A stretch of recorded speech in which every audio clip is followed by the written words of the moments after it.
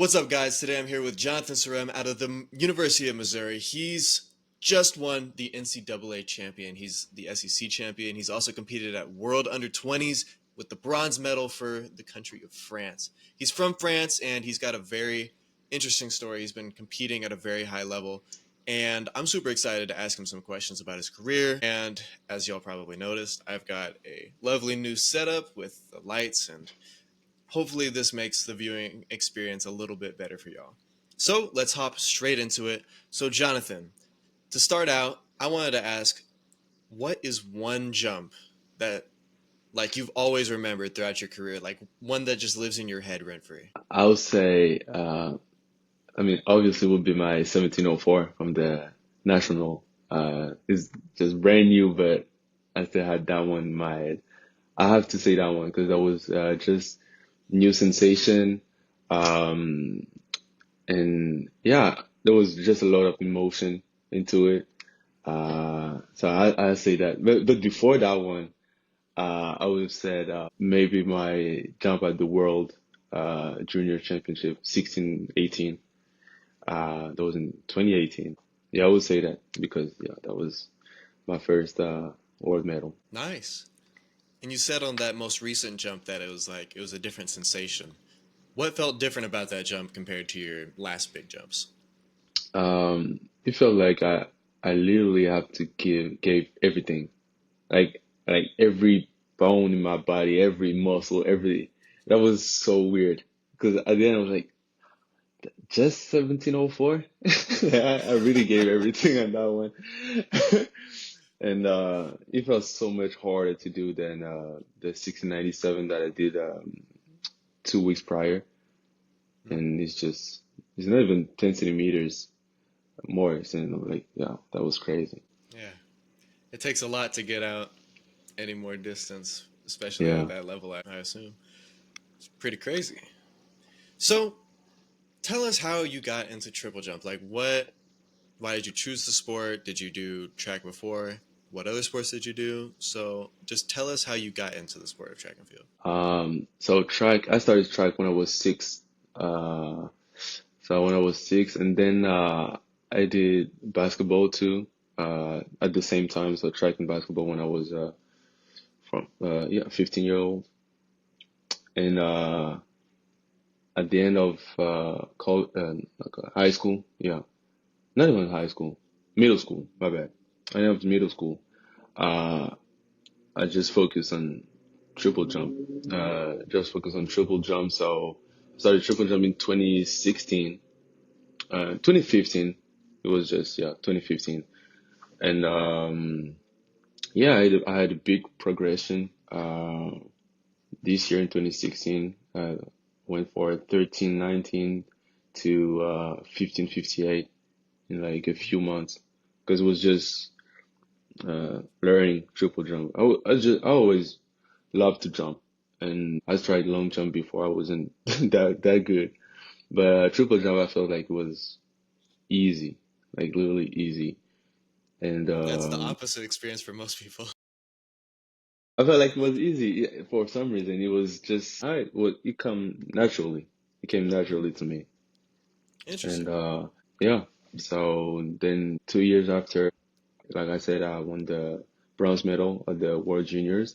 And after that, I just wanted to be a professional in triple jump, Yeah. really. So, would you say that that's your goal that you want to get to right now is just that high level Definitely. professional? I think you cut out. You can hear me? You still there? Yeah, okay. Hello? Yeah, I got you here. Okay, good.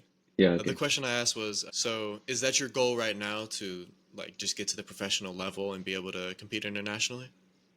I won't say that's my goal because it's my goal, but I don't want to do it as fast as I can as fast as I can do it. I still want to finish my years in college. That's one of the first thing, and I can still do the World Championships and European Championship if I'm qualified. So don't bother me. That's true. So you're making sure to focus on the studies as well as the triple jump. Yeah, yeah, yeah. Because after I finished high school, that's how I got my years of eligibility. Because I'm 24 now, and I'm like this Mhm. freshman in college. But it's just because yeah, it sounds crazy, but it's just because I didn't do anything after high school. Mhm. I didn't do anything, so I had my degree, and then I was like, okay, now I'm focusing on triple jump, like literally. I want to be a pro, and yeah, but I have my plans, and it didn't work out so well. I had surgeries on both knees. I had Mm. injuries, a lot of injuries, hamstring, ankle, knees, back, and Back is the worst. yeah. Yeah, so last year I was like, okay, you know what? Let me go back to school, and so I can have a rhythm back, and yeah, pretty much. Nice. So one interesting thing that I notice about your journey is that you started at a really young age. You said like middle school, or you said 8 years old, was that?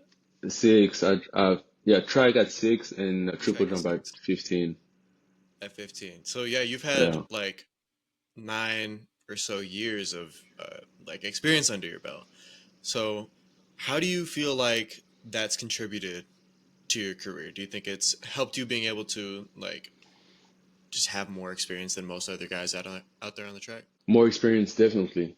Even if from like six to 15, you don't really do anything. You just go and you don't really do anything. Yeah. From 15, I say from 16 to 20, 21, I gained a lot of experience. So definitely, jumping from 15-year-old to now gave me a lot of experience. But before that, the only thing I can say is I've maybe more coordination, and for my height, I need that because I'm 6'5". So Mm, yeah, so I need coordination. So that's something you learn from the start. But besides that, nah, not really. It's just the love of the sport I'm passionate about. nice. Now you did mention that you played basketball and you're 6'5", so I gotta ask because this is like my second passion is dunking. Can you Yeah, windmill East Bay? Can you, like yeah. what's in your dunking bag? I can windmill. I can is bay. I can literally kiss the rims. I can do pretty much everything. You gotta post some of this. I need to see this. I will show you a photo or video if I still have it. I don't have the East Bay on video. I think I have the windmill. But yeah, I can send you something. But yeah, I love basketball. I'm a nerd. Nice. I love it. All right. So moving back to your triple jump career, when would you say was the moment that you realized that you can compete at a world level? World level, with the like juniors or with the pros. With juniors to start and With, then pros. okay, so like I told you, to me, triple jump was easy. I felt like it was easy. So I was winning regional stuff in France. Won French championship multiple times, and then get a medal. I got a medal pretty quickly at the World Juniors, and yeah, from there I was like, okay, then let's. Because in my mind, everything. Okay, when I do something, if it's triple jump, long jump, whatever, if I'm good at it, I'm like, okay, I want to go at the highest level possible. So in triple jump, in my mind, when I was just working for it, I was like, okay, then I want to be Olympic champion. That's my thing. That's my thing. Olympic champion, world champion, European champions, and world record. That's my goal. I want to achieve the highest level I can, like the highest level possible. That's it. So even if it was basketball, in my mind it was okay, then NBA. That it's just yeah, it was just normal to me. So when did I realize I didn't I wouldn't say I realized it because it was always a goal from the start. Interesting. So yeah, and when I jumped mm, yeah, I think when I jumped 16, 18 to at the World Juniors, I was like, okay, I think I can jump far pretty quickly. Which didn't Nice. happen, but in my mind it was that. So now that you've competed at like the French junior national level, the World Junior Nationals, and now you're the NCAA and SEC champion, what would you say is the difference between all of those levels that you competed at? Um, Interesting. I don't see much difference, to be honest. Um, at the end of the day, competition is a competition. So, uh, the only thing I saw was that the SEC, that was loud. That was crazy environment. I never saw that before.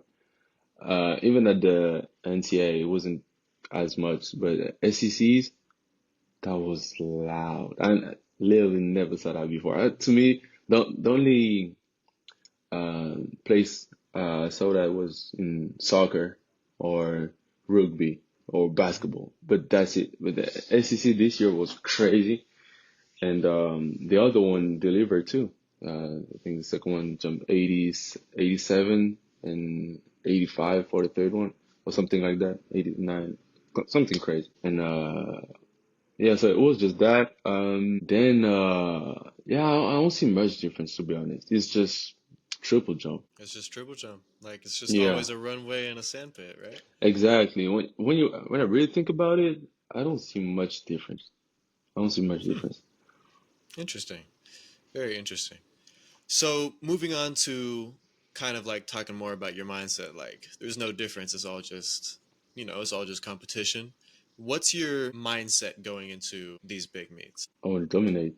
I want to dominate. I love. Okay, I'm not a fighter in real life. I'm not.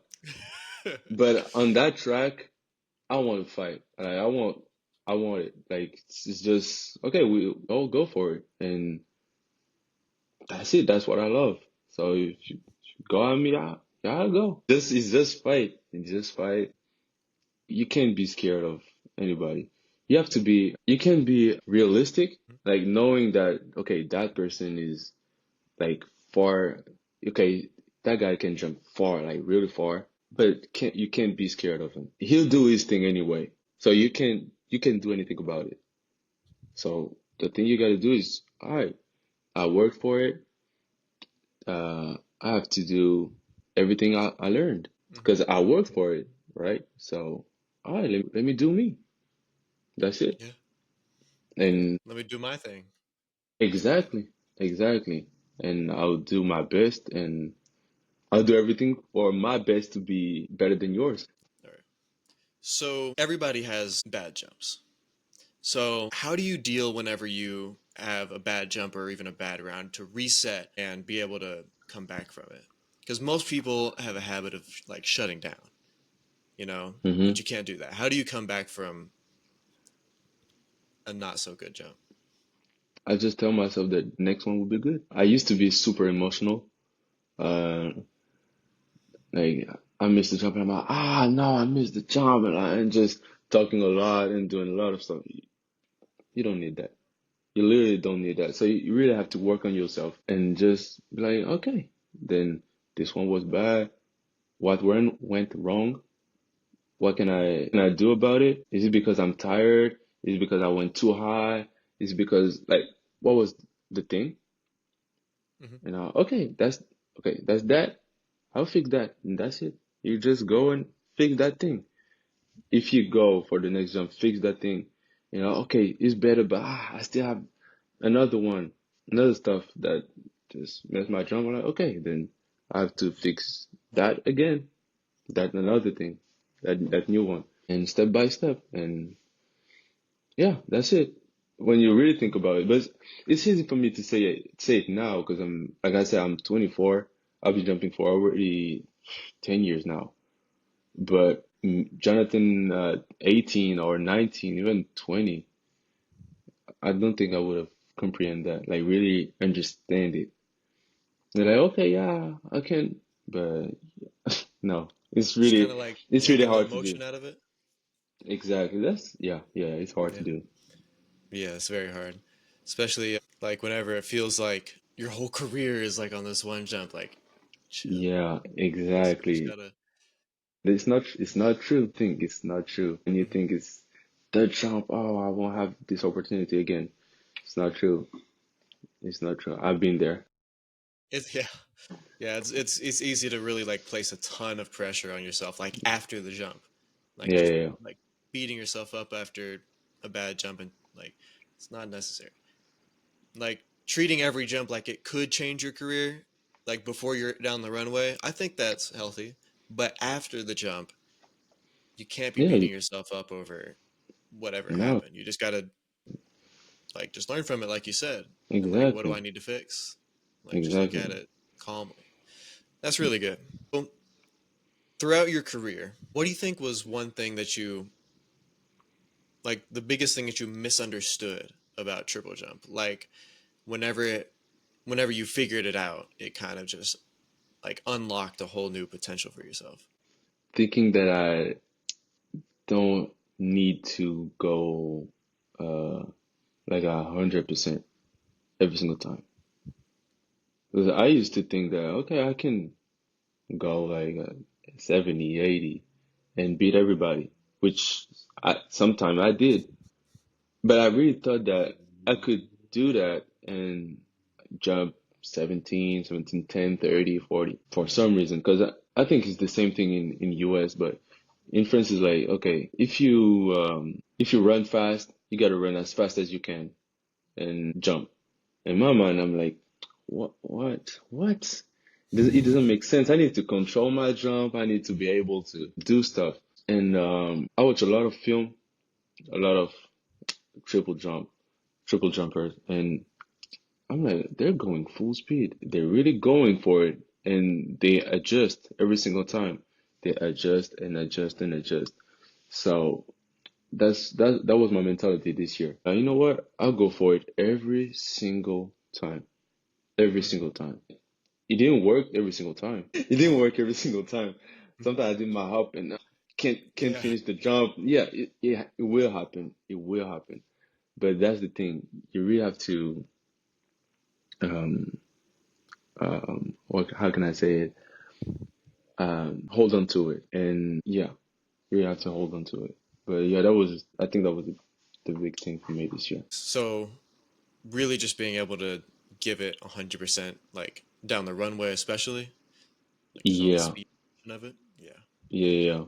One thing I've heard from a lot of the jumpers that I've interviewed or just talked to is that the PR jumps and the really far jumps, they didn't feel super perfect. They felt kind of uncomfortable. Is that how you would describe like your most recent PR jump or your big jumps in the past? Where you're like, Mm, the okay, so I would say the 1697 felt like a bad jump, like literally a bad jump. And when I saw the video, I was like, yeah, that's not a good jump, and I was still mad at it. Like, that's not a good jump. I know I can jump way further than that. I'm like, okay. And 1704, really felt like a good jump. It really felt like a good jump, and it felt like more than that, to be honest. But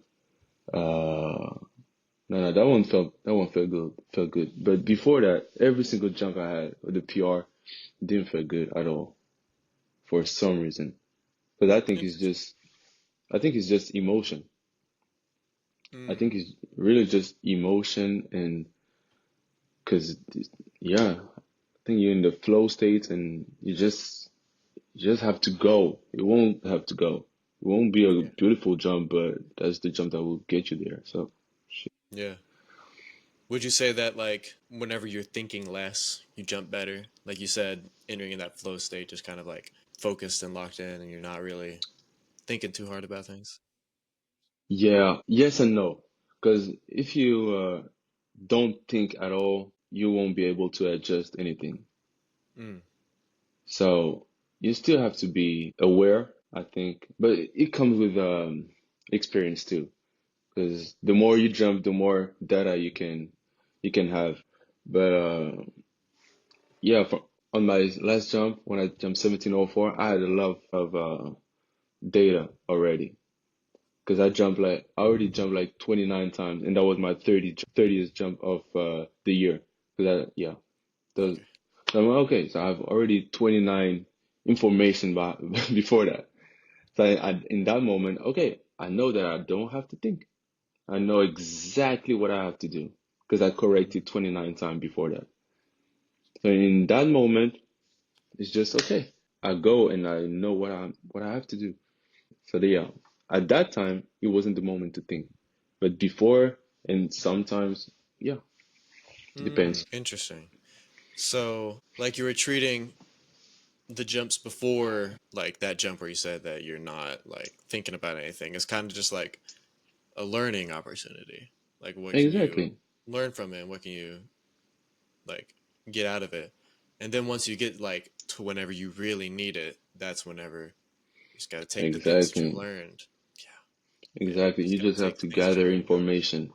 Exactly. Hmm. Gather information. The more information you can get from your jump off, jump that you can see on YouTube, coaches, every single thing. It doesn't mean that you'll use everything, but just to be aware of it. Yeah, it just come with experience at that point. Thank you. And yeah, being healthy helped me a lot too, because when you're healthy, you can, like I said, jump, jump, jump, jump, jump. And the more you jump, the more feeling you can have. So, how did competing at the international level at under 20 Worlds change your perspective, if it did at all, on like competition and just like the levels of like competition where you were at compared to other people? Yeah, it changed a lot. Changed a lot because it made me realize that I'm not the best. That there's other people in the world. That's really. It sounds stupid, but I was 17, about to turn 18, and I was second in France against a guy. He stopped triple jump, but he jumped 1634 under 20. Yeah, 1634. I think 44, something like that, something crazy. So in my mind, I was already the second in France with 1558, and then I heard about a Cuban guy, and it was Jordan, and Mm. he was there. He won the World Juniors that edition in 2018. I'm like, okay, so there are other country, like literally other guy like younger than me, like already jumping 17, and I'm like, okay, then I really have to be better than that. Because I think there was an Indian guy, same age as me, already jumping 1650, 1660 at 18. He didn't do well at that competition. Actually, he finished what, sixth or seventh, something like that. And so I was in the mix. I was in the mix, but I wasn't the best, and that wasn't enough for me. I was really happy to have that medal, but like I really, really have to be better. So it's like a wake up call that like you've got to step it up even another level than you did. Yeah, Okay. definitely, definitely. Yeah, just that it was just I need to jump further than that because I'm talented, but there's a lot of other people way more talented than me and working harder, I think. So I have to work harder. So how did your training change before and after that experience? That year I changed coach. I changed coaches. I went with Teddy Tamgo. Mm. I trained with him for 4 years, and so that was also the first year I had the problem with my knees. So that was a little bit hard to practice the way I wanted to, because I And you couldn't started do. working with Teddy after Worlds? Yes, yes. Okay. Okay. I see. Um, was it afterwards?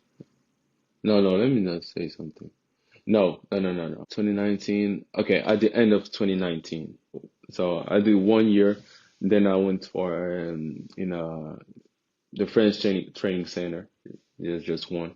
So I work what, two times a day. I wasn't. I don't think I had practice on Wednesday, but it was just two times a day. Where before that it was just one time a day.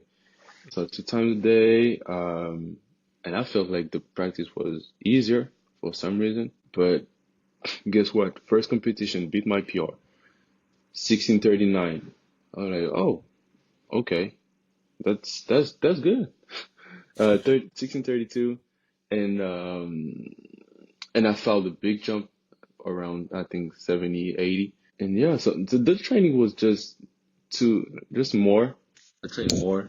It didn't feel like harder at all for some reason. And what would those training days look like? Did you have like weights in the morning and then tracked in the afternoon, or was it two Yeah. track sessions? Yes.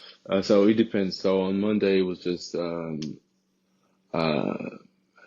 easy workout. Lift session, but like easy ones. Afternoon was just, yeah, it was like sprints. Not even sprint, but just runs. Tuesdays, I don't even remember what we did on Tuesdays. I know we jumped on the afternoon, but it was just little session, like I think 1 hour each one, and that's it. Nothing crazy. Nothing. No, I really don't have a secret to say on that period of time, because it was just nothing crazy.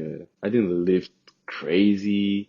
When I say crazy, it's like nothing more than 200 kilos. So I don't know what is that in pound, but It's about uh, 440 pounds, yeah, nothing more than that.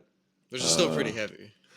yeah, but but nothing more than that. And yeah, just sprints, a few jumps, and yeah, but that year, 2018 to 2019, wasn't hard at all. And what year would you think, or like looking back on it, what year did you make the most progress? Physically, I would say the year after my surgery, so it was, 2021, 2022, 2023, Hmm. 2023. And what surgery Phy- was that? um, the patellar tendon, Hmm. both of them. What happened to Uh, your? What happened? I had inflammation on both of the tendon, Hmm. on both tendon. So at the end of 2021, both of my knees were like really bad. Like I couldn't Yeah. walk anymore. Yeah, like That's walking that bad. downstairs was a pain. Yeah, and so I had to have surgery on both. But the year, so I didn't compete 2022. I didn't do nothing. In 2023, I was just, I couldn't comprehend my body. I was faster, I was stronger, because actually we prepared for it, but I wasn't. I think my mind wasn't ready for my body. I was way stronger, way faster, and I couldn't handle it. I couldn't handle it. I think my second second competition, I jumped 1657, 56, new PR, and I didn't jump further. The whole year. I didn't Hmm. jump further. I think I topped it in outdoor in one meet, but that's it. Couldn't jump any further because I couldn't handle my body. That was so weird, so weird. But that's the thing. When you had surgery, you don't feel the same thing anymore. Hmm. Yeah. Interesting. And that's I heard. So the year before Jonathan Edwards broke the world record, Mm-hmm. he contracted Epstein-Barr syndrome, which I don't actually know what that is, but he had to take 6 months off of training. And the year after he broke the world record, he said that he felt better than ever. So it's strange how like you're experiencing the same Mm. thing, where like after taking that time off from your knees, you felt physically better than ever. Yeah. But is okay. So I didn't know that story about Jonathan Edwards, actually. But for me, it was just rehab. It was just rehab because I really had to be way stronger because I didn't know what it would take to jump again with that much intensity. So I did a lot of work to prepare myself. Mm, I wasn't just ready for it. I wasn't ready for it. But for Jonathan Edwards, I would say he already jumped far before that. I think he already jumped 1770 before before that, I think in 93. And even in 94 he jumped 1740 and then he didn't jump anymore or something like that, if I'm not mistaken. And so yeah, he already had, like I said, data, information, and everything clicked on that year, 95. yeah. I wonder if there's something to that rest, that like longer period of rest that kind of just like brings athletes back better. No, I don't think so. I don't think so. Me, no, I don't think so. Because me was, like I said, like I needed that rest. Like it's not like I wanted to take it. Like I didn't have the choice. I really Yeah. didn't have the choice. And I think it was the same thing for him. But if if I could if I could have competed, I would have done it. Yes. But it's good that you got your knees in order. How do they feel now? good. I don't feel anything. Thank God. Yeah, yeah. Knock on wood. Yes. Cause Yes. yes, literally, I don't feel anything, and that's one of the reasons I can jump fully right now. What types of things did you do to strengthen your knees and get them back to 100%? A lot of exercise. It would be way too long to say them all, and I don't even know the word in English anyway. But no, I don't even know. I don't even know. I did a lot of things, but the thing that really helped me was the surgery, to be honest. Hmm. Because before that, I tried everything. I went to a physio, put ice on my knees, eat, do like ton of exercise. Fun fact, before that, so yeah, 2019 and 2019, 2020, 2021, every single practice, I was there 1 year, 1 year, 1 hour, 1 hour before practice doing exercise on my knees. Every single one. Every single one. And yeah, I still had surgery. And that was So before your surgery that you're doing that? yes, that was before my surgery because I did Yeah. every single thing.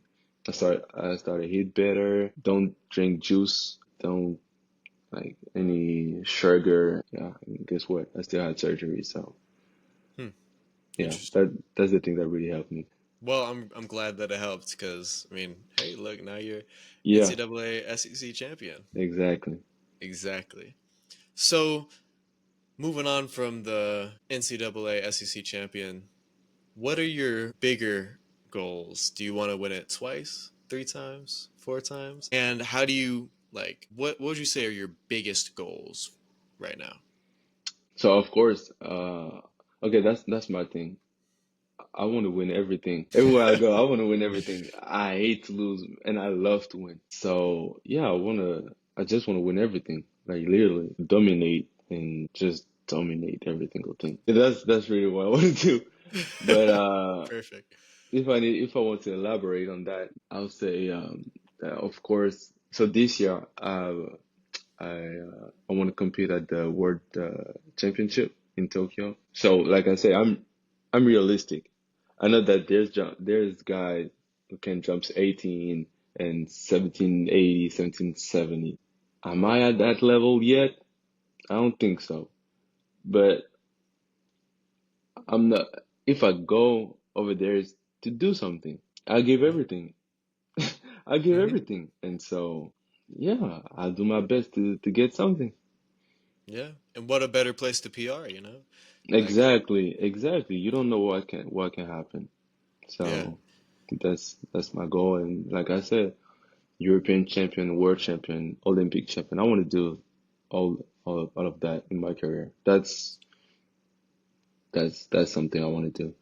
Just dominate Yeah, everything. Oh yeah. literally.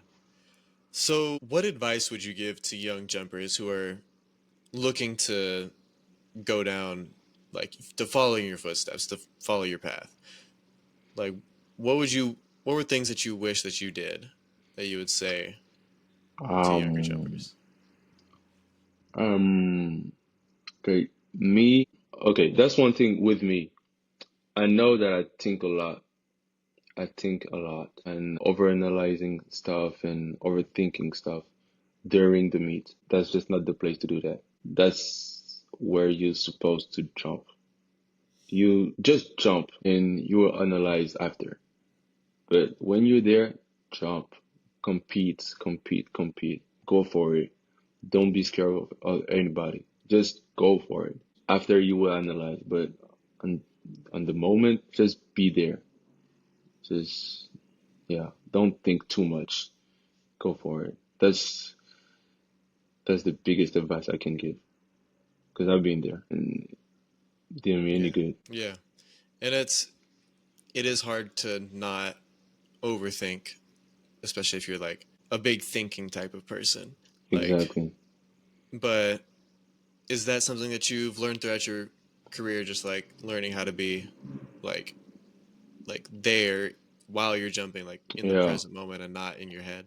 Yeah, I learned that because it was hard for me. The thing I do now is okay, I might sound crazy, but I talk to myself. I literally talk to myself. Uh, I'm like, okay, let's go. It's right now. Let's go. Let's go. You can do it. You will beat them. Let's go. Let's go. I'm just talking because if I don't do that, I might think. So I, I find out that that one worked for me. So, Interesting. okay. So I'm just gonna talk. And even if you think I'm crazy, then okay, so be it. So So like you're be it. talking out loud, like, Yeah, definitely. yeah, Talking out nice. loud. And but if it's that the thing that can help me win, I'll do it. And even if you think I'm crazy, whatever. Okay, I'm crazy, but I'll jump further. So Hmm. Yeah, I'm but good that's with what it. gets you to jump further. Exactly. So you're gonna do it. Yeah. Exactly. A lot of people have that fear of judgment. Like people are gonna like Yeah. think you're crazy, Yeah. but that could be the thing that makes you jump further. Exactly. I used to have that fear of judgment before. But when you really think about it, just be you. Be you. It's like you're an actor, and Hmm. that's a film. It's it's really that you're an actor and you're playing your role. Yeah. That's it. That's it. I heard so there's a sprint coach, Stu McMillan. He had a podcast and he was talking about Usain Bolt in his like style of like I guess expressing himself. He was like big showman. He was like all over the place, hyping up the Hmm. crowd. You know, that was him. Yeah. That's what helped him compete. Whereas somebody like I suppose like Johan Blake or somebody like that is more Yeah. serious. Like they're taking it serious. They're getting I'm gonna dominate the Yeah. competition kind Yeah. of thing. You just got to find what helps you to compete and just be you. Exactly. That's the thing. Be you. Be you. Like unapologetically be you. Hmm. Just be you. Yeah. And if you're trying to do something else that's not you, then it's not gonna work. Exactly. Like I mean, that's for everything. That's for Hmm. everything. If you're trying to be somebody that you're not, you won't be comfortable anyway. Hmm. So you at that point you just have to find what works for you. If you have somebody like Andre DeGrasse who's like real calm and collected, he's like kind of chill, and he's Yeah. trying to do what Usain Bolt does, it's not gonna work out because No. that's not him. Exactly. That's it's just that. Yeah. Just be you. That's good life advice too. Yeah. Just be you. I love it. All right, so right here I've got a couple of viewer submitted questions that we're going to go over. Starting off with, what is the longest that you've jumped in practice? It depends on how many steps, but think I jumped. I think I jumped close to 17 on 8 steps at practice. 8 steps as in like Yeah. 8 total steps or Yeah. Yeah. Yeah. 16 Yeah. total steps? Eight, eight, 8 steps, close to 17. Because when you think about it, my PR on 4 steps, it's 16. I jumped 16 on four. Wait, and this is like 1, 2, 3, 4, 5, 6, 7, 8. What? Oh I my jump, God. and for some reason I can jump further on 16, but whatever. That's just me, I guess. On four I jumped 16, six I jumped 1640, and eight I was close to 17, like 70, 80. Wow. So yeah. Dang. That's Yeah, crazy. I think the video of my 16 on 4 is on my Instagram page on one of the posts. I'll have to go find that. Yeah. That's insane. Off of 4. Wow. I mean, yeah. Wow. Wait, almost 17 off of 8 steps? Yeah, but guess what? It doesn't mean that I would jump 19 meters. That's the thing. It doesn't mean I would jump 17, 19, because I used to. Okay, a little bit, a little bit of a fun fact. I used to train with what's his name? Hugh Fabrice Zongo Mm. in France. And his PR on 4 steps is 16:10 maybe. 16:10, 16:20. And I mean I'm at practice. I'm like, okay, I'm gonna beat you. And I jumped 16. And I was like, okay, now okay, I can jump for it. But it doesn't mean I'll jump 18:07 indoor. There's no correlation. Interesting. Yeah. You've got to be able to generate that speed. You Exactly. got to be able to utilize that longer approach. Yeah. Yeah. Zango is such a beast. Oh my Yeah, goodness. he is. He is. He Like, did things I was like, oh my God. you're just like looking at him compared to all the other jumpers. He has like massive freaking quads. Like, Yeah, it's just a beast. Like, he's I a don't know he's how a else to say he, it. yeah, he's a beast. What's your favorite Zango story? We were in training camp in Tenerife, and no, that was in Guadalupe, and we're doing drills, and he's watching me doing the drills. I'm like, I understand now. I understand. I'm like, what are you talking about? I understand, because Teddy told me to do something, and I couldn't figure out how to do it, and that was one of the exercises I was good at. He's like, oh, okay, now watching you do it, I understand how to do it. And so he went and did it, and did it. Oh, okay. And he was like, oh, thank you. Like, I'm like, okay. And 3 weeks later, he jumped 1807 indoor. You were the reason that he jumped 1807. I won't say that. I won't say that. I'll say maybe I helped him a little bit. You But helped him a little bit. Hey, I mean, I would, just take the credit. You're the reason. but that was fun to me. That's incredible. So, moving on to the next question. What did you do in the gym to help build muscle and strength for jumping? I won't say I'm the first of all, I'm not the strongest guy. So building muscle for me is hard, like hard. I think it's just me, but it's just hard. Not real. I don't say. I don't even know because I don't think like I'm building muscle. Like it's so weird. But just regular stuff like cleans, snatch, squats, of course plyometrics. But yeah, nothing new, nothing. There's no secret about it. It's just consistency. But Right. no, I'm not the biggest guy you can find. So Not Zango. I'm not Zango.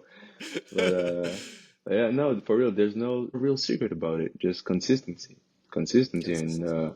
a good program to do it. You have to do it intensely. So yeah, So nothing like no secret exercises or not anything like really, that. not That's really. It's usually how it just is like the simple stuff is usually the best stuff. yeah, in consistency. Like it's just have to do it weeks after weeks, months after months, years after years, and that's the hardest part. Yeah, that is the hardest part is staying consistent. Yeah, And a lot of times people jump between like doing one training program, they jump to doing something completely different. exactly. I have to Gotta stick to stick it. with it. hmm What's your clean? Your power clean? Clean 100. No, did I do 110? I think I did 110, 1 kilos. So Nice. it's not At it's six not five, that's pretty good. crazy. Yeah, yeah. At 6'5" is yeah. I'm glad. Yeah, because you I'm got glad. a longer way to move the bar. Yes, and I got long arms too. There's long arms, Mm, long legs. That's hard. yes. Yeah. That's one thing is that people look at like somebody squat or but they're 5'6". Yeah. Like sure you can squat like 400 pounds, but I mean it's your Yeah. No, muscles are it's like yeah. producing the same as you squatting Exactly. not as much. Yeah. So don't get caught up in the weight in like the weight that you're lifting. No, Just no, like it doesn't. No, it doesn't say anything. Just like the jump on 4 and 6 and 8. Like I said, I jumped 16, 70, 80 on 8 steps, and my PR is 1704 on 16 steps. Yeah. What can I say more? What more can I say? English. so moving on to the next question. So what's the best way to hold or lengthen out your second phase, your step phase? That's not my biggest strength either, but okay, I'll say timing. Timing. Timing of Timing on that the hop landing? exactly, because that's the biggest thing. You still have to. Okay, that's great question, but I have to be careful how I answer it. Okay, before that, there's a lot of steps. You have your run up, you have your takeoff, and then you have your up. So you have to be your run up got to be good, your takeoff got to be good. So if your run up is good, your takeoff would be good. If your takeoff is good, there's a lot of chance that your up will be good. And then you have to really find a way to have your time, and it goes with the experience. That's where experience kick in. Because, okay, like I said, when I jumped 1704, before that I had a 29 jump the Mm, whole indoor season. Now, okay, I know my timing. I know what angle I gotta take. I know what I have to do with my arms. I know, okay, I know what I have to do. Okay, I go, boom, timing was better than anything I did before. mm, But because I had to, like I say, adjust every single mistakes before that. mm. So the end of transition of the up and the step is just a consequence of everything before that. Time to dominate. Exactly. Time to dominate. Exactly. Got it. So I think that's a great place to start to wrap it up. Okay. So where can people find you? What's your Instagram? And if you have a YouTube, Instagram, Facebook, Twitter, anything you'd like to plug? My Instagram, I'm a lot of oh la la. I'm on Instagram a lot. Joe underscore SRMS. That's me. And I'm on YouTube and I don't do video stuff. I just watch a lot of video. And Twitter, not really much on it either. But yeah, Okay. Instagram a lot. Instagram's the place to find you? Yeah, exactly. All right, perfect. Well, thank you so much for the interview. It was a pleasure to have you on. Learned a lot, had a lot of great conversation, and it was very you had a lot of great thoughts on how like you can perform better, train better, and your experience from your 10 years of jumping. Thanks for having me. That was great. That was a great one. You're welcome. All right. See you soon. See you.